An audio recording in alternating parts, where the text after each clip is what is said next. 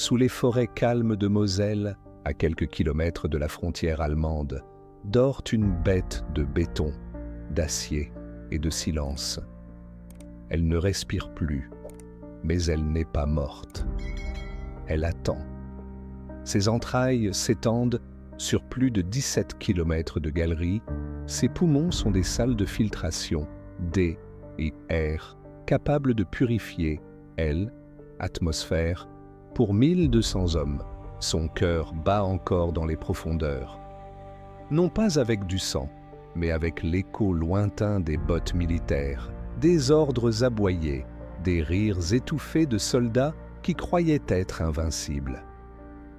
Bienvenue à l'ouvrage du Hackenberg, le plus vaste, le plus impressionnant, le plus tragiquement inutile des forts de la ligne Maginot. Ce n'est pas un simple bunker, c'est une ville souterraine, une cathédrale de guerre, un monument à l'orgueil humain et à son aveuglement. Aujourd'hui, ses portes sont rouillées, ses canons muets, ses lumières éteintes depuis des décennies. Mais ceux qui osent descendre dans ses entrailles jurent entendre quelque chose, un souffle, un murmure, comme si le Hackenberg se souvenait et qu'il voulait raconter sa vérité. Restez avec moi jusqu'à la fin, car ce que vous allez découvrir dépasse la simple histoire militaire. C est une tragédie grecque en béton armé, où la technologie la plus avancée de son époque fut réduite à elle, impuissance, par une simple carte, un crayon et une décision prise à Berlin. Et peut-être que ce lieu n'a jamais vraiment cessé de surveiller. Au lendemain de la Première Guerre mondiale, la France était tentée. Pas par des fantômes, mais par des souvenirs. Les tranchées boueuses, les villages rasés, les millions de morts, les corps déchiquetés par l'artillerie allemande. Le traumatisme était si profond que le pays tout entier cherchait une garantie. Plus jamais ça, plus jamais une invasion par l'Est, plus jamais la guerre sur son sol. C'est dans cette peur collective qu'est née l'idée folle, ambitieuse, presque religieuse, de la ligne Maginot. Pas un simple mur, non, une barrière vivante, intelligente, indestructible. Un réseau de forts modernes, interconnectés, capable de résister à n'importe quel assaut, de ralentir l'ennemi pendant que l'armée française se mobilisait. Et au sommet de cette vision trônait le Hackenberg. Conçu dès 1929, achevé en 1935, il devait être le joyau de la couronne défensive.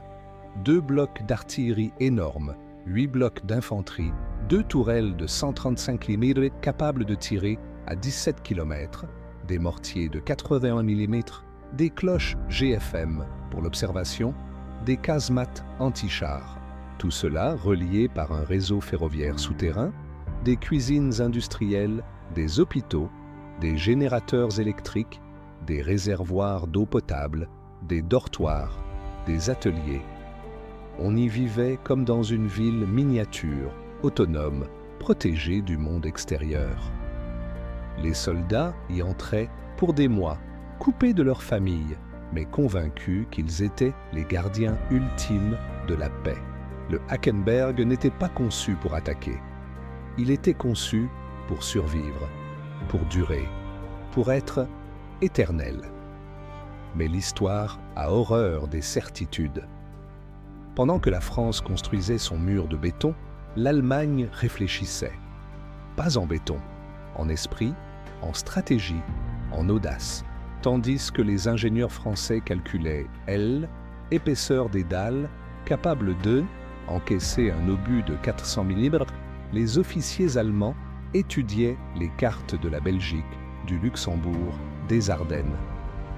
Et ils virent ce que Paris refusait de voir. La ligne Maginot ne couvrait pas tout le front. Elle s'arrêtait à la frontière belge, parce que la Belgique était neutre. Parce qu'on croyait les Ardennes impénétrables pour les chars. parce qu'on pensait que l'ennemi jouerait selon les règles de la guerre précédente. Erreur fatale. Le Hackenberg, pourtant si puissant, si sophistiqué, si coûteux, il avait absorbé à lui seul près de 2% du budget militaire français de L Centre de guerre, allait se retrouver face à un ennemi qui ne viendrait jamais frapper à sa porte. Il serait contourné, ignoré, ridiculisé, non par la force, mais par l'intelligence. Et c'est là que commence la vraie tragédie, non pas la défaite, mais l'absurdité.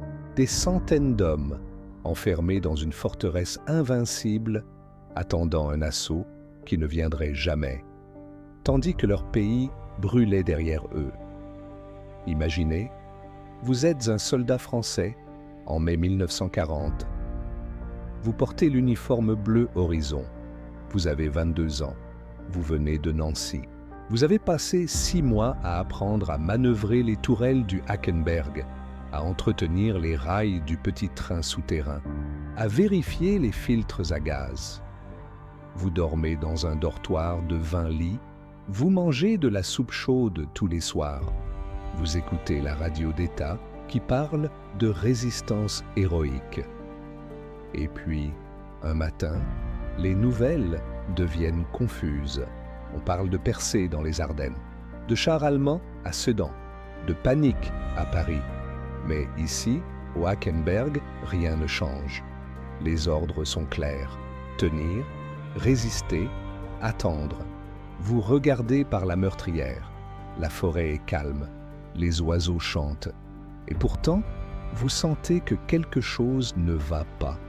Le silence n'est plus rassurant. Il est lourd, oppressant, comme si le monde entier retenait son souffle.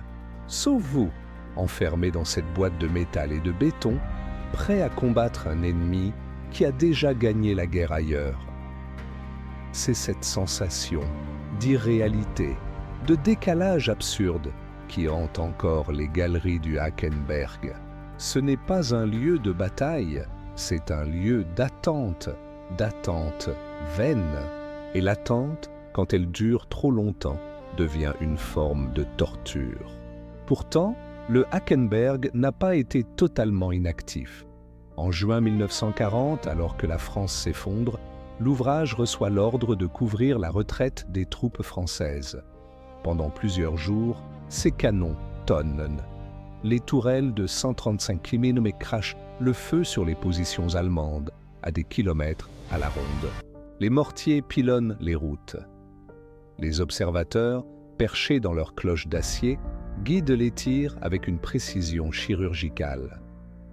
Pendant quelques heures, le Hackenberg devient ce qu'il était censé être, une machine de guerre implacable. Mais à quoi bon?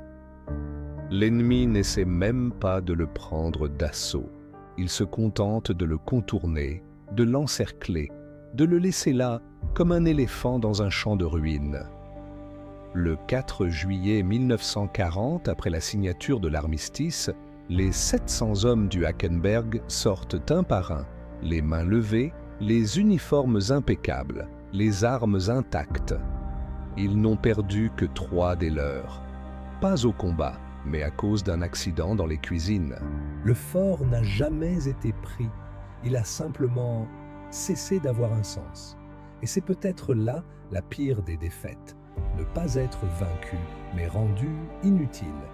Aujourd'hui, quand vous pénétrez dans le Hackenberg, et T-N-E-L, un des rares ouvrages de la ligne Maginot ouverts au public, vous marchez dans les pas de ces hommes. Vous descendez les mêmes escaliers en colimaçon, vous touchez les mêmes leviers rouillés, vous respirez le même air stagnant, chargé de l'odeur du métal oxydé et du béton humide. Mais ce qui frappe, c'est l'échelle, l'immensité. Ce n'est pas un bunker, c'est une cité souterraine. Des couloirs s'enfoncent dans la terre comme les veines d'un géant endormi. Des salles hautes de 3 mètres abritent encore les machines géantes qui produisaient l'électricité. Des rails courent au sol, prêt à transporter des obus de 75 kilos. Et partout, des détails humains, un calendrier figé en juin 1940, une tasse ébréchée sur une table, un graffiti au crayon. J'espère que Marie va bien. Ces traces minuscules, dans cet univers de technologie colossale, rendent l'expérience bouleversante. Parce qu'elles rappellent que derrière chaque canon, chaque tourelle, chaque calcul d'ingénierie, il y avait des êtres humains, des hommes qui croyaient protéger leur pays et qui ont fini par réaliser, trop tard, qu'ils avaient construit une prison dorée. Mais le Hackenberg n'est pas seulement un musée. Pour beaucoup, c'est un lieu hanté, pas par des spectres hurlants, mais par une présence plus subtile, celle de l'absurde. Des visiteurs rapportent des sensations étranges, des frissons soudains dans les galeries profondes, des bruits de pas derrière eux alors qu'ils sont seuls, des voix murmurant en français des années 1940 dans les interphones désactivés. En 2012, une équipe de tournage affirma avoir capté, sur une caméra thermique, une silhouette humaine debout près de la tourelle 7, pendant 17 secondes exactement avant de disparaître. Coïncidence? Projection? Ou l'écho persistant de milliers d'heures d'attente, de tension, de peur contenue? Peut-être que le Hackenberg, comme tous les lieux chargés d'émotions extrêmes, a absorbé l'énergie de ceux qui y ont vécu et qu'il la relâche lentement par les fissures du temps. Ce qui rend le Hackenberg si fascinant, c'est cette dualité entre puissance et impuissance. D'un côté, une prouesse technique sans égale, des cloches de tir capables de pivoter sous 3 mètres de béton, des systèmes de ventilation qui filtraient même les gaz neurotoxiques les plus avancés, des générateurs capables de fonctionner en autonomie pendant des mois. De l'autre, une vision stratégique figée, archaïque, incapable d'imaginer que la guerre puisse changer de forme. La ligne Maginot n'était pas une erreur d'ingénierie. C'était une erreur de philosophie. Elle croyait que la guerre future ressemblerait à la guerre passée. Elle ne comprenait pas que l'ennemi ne chercherait pas à percer le mur, mais à le contourner. Et c'est précisément cette leçon, toujours d'actualité, qui fait du Hackenberg bien plus qu'un vestige militaire. C'est un miroir, un avertissement. Combien de fois dans nos vies construisons-nous des forteresses contre des menaces qui n'existent plus, tout en ignorant celles qui approchent par derrière? Le Hackenberg est le symbole universel de la préparation mal dirigée, de la confiance excessive dans la technologie, de l'aveuglement face à l'imprévu. Et pourtant, après la guerre, le Hackenberg eut une seconde vie, bien plus sombre. L'armée allemande, reconnaissant sa valeur stratégique, l'occupa de 1940 à 1944. Elle y installa des unités de surveillance, y stocka des munitions et surtout en fit un centre d'interrogatoire. Des résistants français, des espions, des prisonniers de guerre furent amenés ici, dans les profondeurs, loin de tout témoin. Les salles d'hôpital furent transformées en cellules. Les cuisines, en salles de torture. Les mêmes murs qui avaient abrité des soldats français en sécurité devinrent les témoins silencieux de cris étouffés, de supplices, de disparitions. Personne ne sait combien d'hommes sont morts ici, sous l'occupation. Les archives sont lacunaires, mais les rumeurs persistent. Certains disent que, la nuit, dans le bloc 5, on entend encore les chaînes traîner sur le béton. D'autres parlent d'une odeur de sang qui surgit sans raison dans les galeries profondes. Est-ce la mémoire du lieu ou quelque chose de plus tangible? Ce que l'on sait, c'est que le Hackenberg n'a pas seulement été un échec stratégique. Il est devenu, pendant 4 ans, un outil de terreur. Et cette couche supplémentaire de souffrance imprègne encore l'atmosphère. Après la libération, la France reprit possession du fort, mais l'ère des grandes lignes défensives était révolue. L'atome, les missiles, la guerre nucléaire, tout rendait le Hackenberg obsolète. Il fut désarmé, scellé, oublié. Pendant des décennies, il dormit. La nature reprit ses droits. Les racines des arbres fendirent le béton, l'eau s'infiltre, le métal rouille. Mais contrairement à d'autres ouvrages, le Hackenberg ne fut jamais détruit. Trop vaste, trop coûteux à démolir. Alors il resta, comme un dinosaure de guerre figé dans le temps.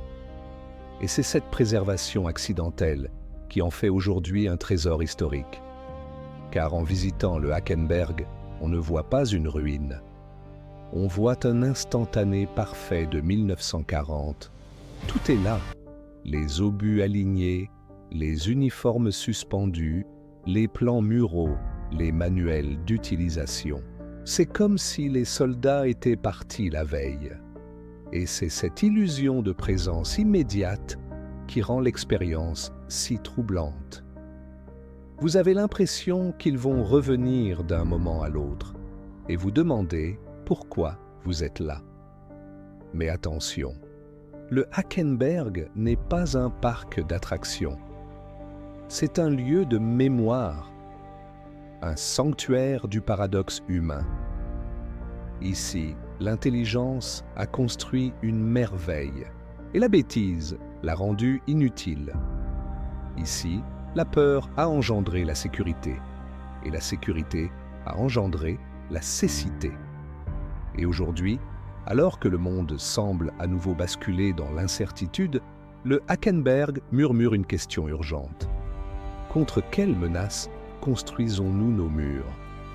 Et qu'est-ce que nous laissons entrer par les portes que nous n'avons pas vues? Il y a un moment, lors de toute visite du Hackenberg, où le bruit des autres touristes s'estompe, où les explications du guide deviennent lointaines, et où vous vous retrouvez seul dans une galerie secondaire face à un levier de tir rouillé, à une carte murale jaunie, à une paire de bottes abandonnées. C'est à ce moment-là que le lieu vous parle, pas avec des mots, avec une sensation, celle d'être observé. Non pas par un fantôme, mais par l'histoire elle-même.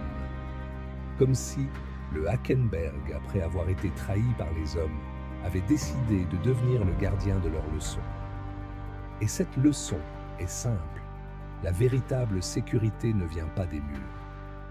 Elle vient de la lucidité, de la capacité à voir au-delà de ses certitudes, à imaginer l'inimaginable. Les concepteurs de la ligne Maginot n'étaient pas des idiots. Ils étaient des visionnaires d'un passé révolu, et c'est cette tragédie de l'intelligence dépassée qui rend le Hackenberg si poignant. Ce n'est pas un lieu de honte, c'est un lieu d'humilité. Pourtant, malgré son échec stratégique, le Hackenberg a accompli une chose. Il a tenu jusqu'au bout. Alors que d'autres forts tombaient, que des divisions entières se rendaient, le Hackenberg resta debout, armé, opérationnel. Ses canons tirèrent jusqu'au dernier jour. Ses hommes obéirent aux ordres. Ils ne trahirent pas. Ils furent simplement dépassés. Et c'est, et peut-être là, la plus grande injustice, que leur courage soit oublié parce que leur mission était vaine. Mais le courage n'a pas besoin de victoire pour exister. Il suffit qu'il soit présent. Et au Hackenberg, il l'était. Dans chaque tour de manivelle, chaque vérification de pression, chaque veille dans l'obscurité. Ces hommes ne savaient pas qu'ils étaient les acteurs d'une tragédie. Ils croyaient être les héros d'une épopée.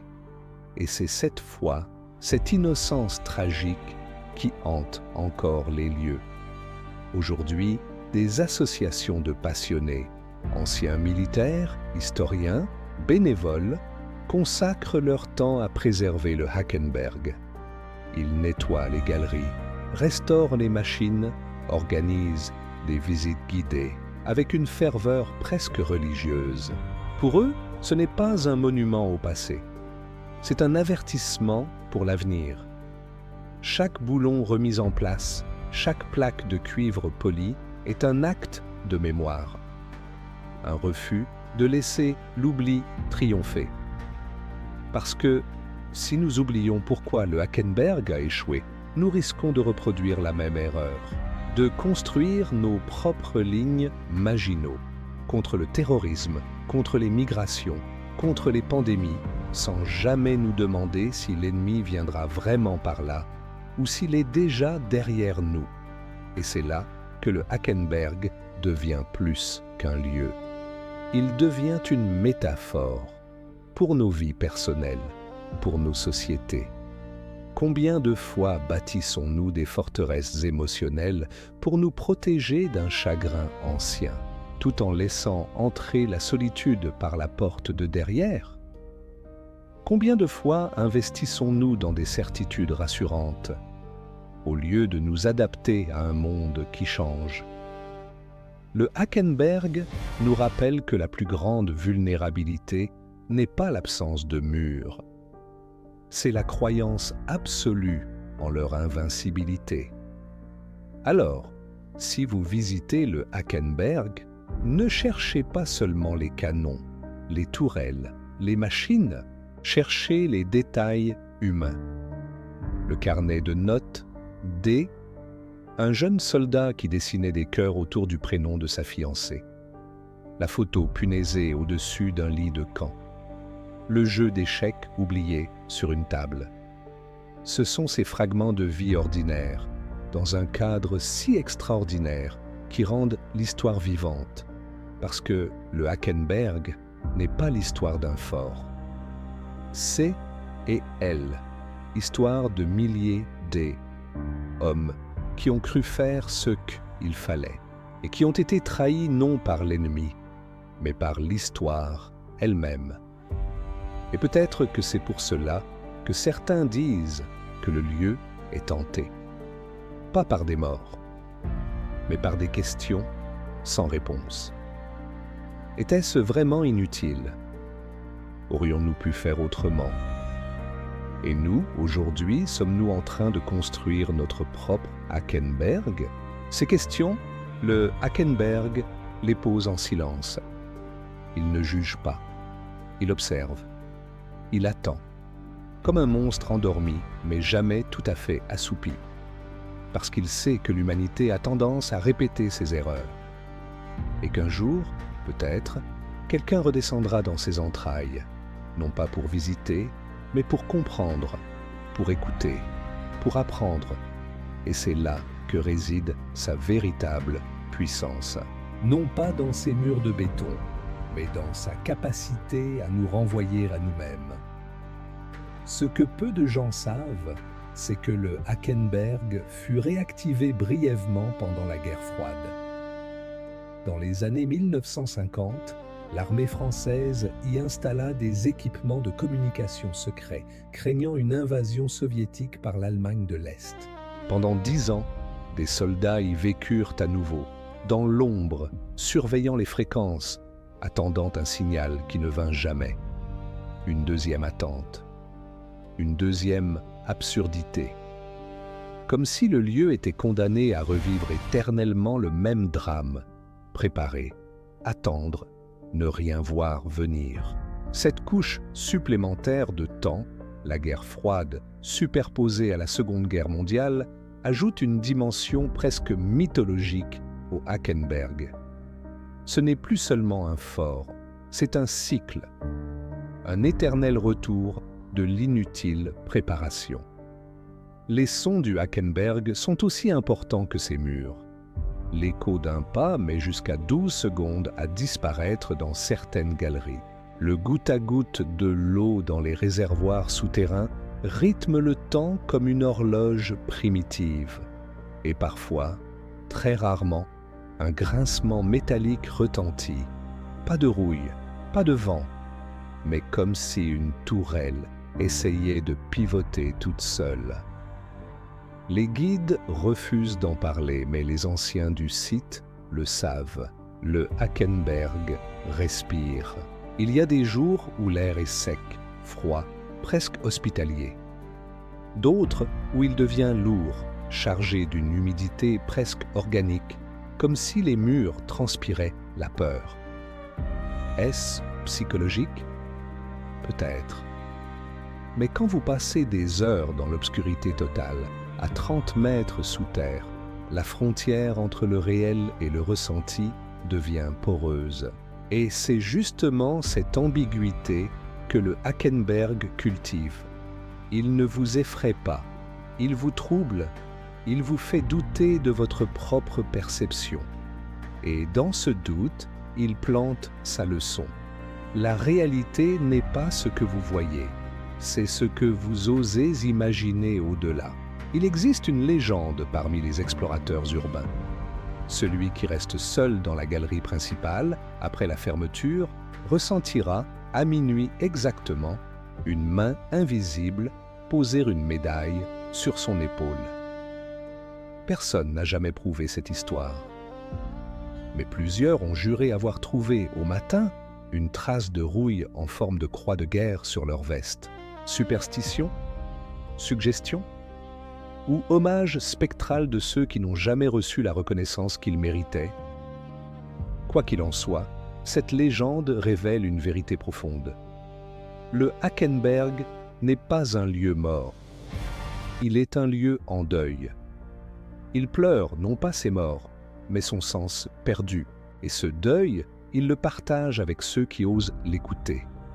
C'est pourquoi tant de visiteurs en ressortent changés. Non pas effrayés, mais humbles. Parce que ils ont touché du doigt, une des grandes tragédies humaines. Faire tout ce qu'il faut au mauvais moment. Construire la bonne solution pour le mauvais problème. Être prêt quand personne ne vient.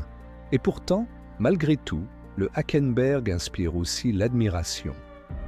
Regardez la précision des assemblages métalliques, l'ingéniosité des systèmes de ventilation, la logique implacable de l'organisation spatiale.